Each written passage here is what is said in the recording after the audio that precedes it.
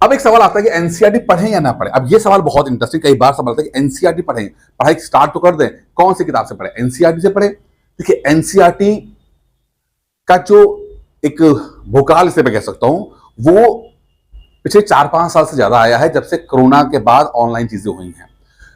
NCERT किताबें बहुत अच्छी किताब है, नो डाउट बहुत अच्छी किताब है, कोई दिक्कत नहीं है इसके अंदर। लेकिन हमारा एग्जाम कौन सा है हमें समझना होगा। हम एग्जाम दे रहे हैं यूपी पीसीएस का। यूपी पीसीएस का एग्जाम जो है वो खासकर प्री जो एग्जाम है वो फैक्चुअल एग्जाम है, फैक्ट बेसिस पे आता है ये, ठीक है। एनसीईआरटी ज्यादा पढ़ी जाती है किस पर्पस के लिए, कॉन्सेप्ट बिल्डिंग के लिए, कॉन्सेप्ट बनाने के लिए पढ़ी जाती है कि आपके कॉन्सेप्ट जो है बेहतर हो जाए। कौन सी क्लास की एनसीईआरटी पसंद है, 6वां 7वां 8वां 9वां 10वां, ये एनसीईआरटी है, ठीक है।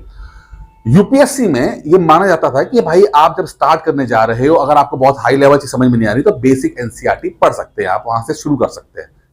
पढ़ने में कोई दिक्कत नहीं है, आप भी पढ़ना चाहो आप भी पढ़ सकते हो, कोई दिक्कत नहीं है। बट यहां पे एक दो बातें समझने वाली बातें हैं कि क्या एनसीईआरटी पढ़ के सिलेक्शन हो जाएगा।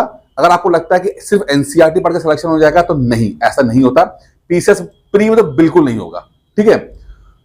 एनसीईआरटी से आपको बेस मिल जाएगा। तो क्या सिर्फ एनसीईआरटी की किताबों से बेस मिलता है, ऐसा भी नहीं है।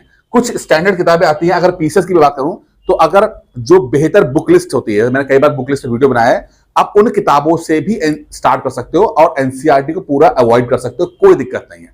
यहां पर मैं सिर्फ आपसे बोल रहा हूं कि आपको फैसला करना है।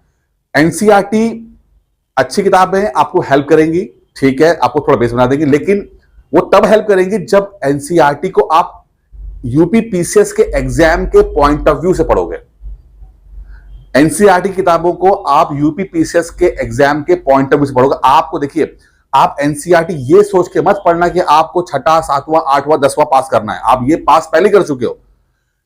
लेकिन अगर कोई व्यक्ति एनसीईआरटी को पीसीएस के एग्जाम के हिसाब से पढ़ा रहा है, यानी कि एनसीईआरटी किताबों में जो कॉन्सेप्ट दिया है उसको यूपी पीसीएस के एग्जाम के हिसाब से पढ़ा के, मतलब कॉन्सेप्ट एनसीईआरटी में दिया है, छोटी क्लास में दिया है, लेकिन उस कॉन्सेप्ट को लेकर वो पीसीएस के चीजों को समझा रहा है या पीसीएस के लेवल पे लेकर आ रहा है, तब तो आपको ये हेल्पफुल होगा। अन्यथा आपको क्या होगा कि आप फैक्ट थोड़ा थोड़ा मोटा मोटा पढ़ के चले जाओगे, जो कि बहुत ज्यादा आपको हेल्प करेगा नहीं और टाइम वेस्ट ज्यादा होगा। तो या तो कोई टीचर ऐसा मिले जो आपको उस लेवल का पढ़ा दे कि पढ़ाओ एनसीईआरटी का है लेकिन उसका एक्सप्लेनेशन जो है वो पीसीएस के लेवल का है, तब तो बहुत अच्छी बात है। अन्यथा आप छोड़ देना एनसीईआरटी, कोई मत पढ़ा, आप सीधे स्टैंडर्ड किताबों से पढ़ना स्टार्ट करना। और मैंने कई वीडियोस बनाए भी हैं बुक लिस्ट के, आप जाकर सर्च कर लेना, पीसीएस गुरुजी बुक लिस्ट, आपको वहां दिख जाएंगे। उन किताबों से भी शुरू कर सकते हैं।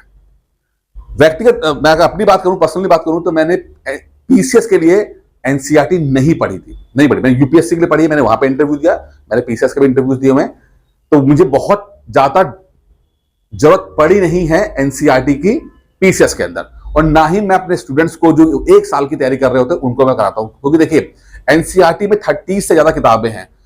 अगर आपको 1 साल में एग्जाम क्रैक करना है तो फिर एनसीईआरटी पढ़ने में 3-4 महीने लग जाएंगे आपको, ठीक है। तो आपको यह भी देखना है कि आप कौन से एग्जाम क्रैक कर। अगर आपको 1 साल में आपको करना है तो फिर मैं चाहूंगा कि आप स्टैंडर्ड बुक लिस्ट पढ़ के आप वहां से शुरू कर दो आप। लेकिन अगर आपका प्लान 2 साल का या 3 साल का प्लान है तो आप एनसीईआरटी कर सकते हो। लेकिन मैं फिर कह रहा हूं एनसीईआरटी पढ़िएगा उस व्यक्ति से पढ़िएगा जो आपको कॉन्सेप्ट एनसीईआरटी के हो बट एक्सप्लेनेशन पीसीएस के हो, तब तो फायदा होगा। अन्यथा आप टाइम वेस्ट करके आ जाओगे, कुछ नहीं होगा, ठीक है।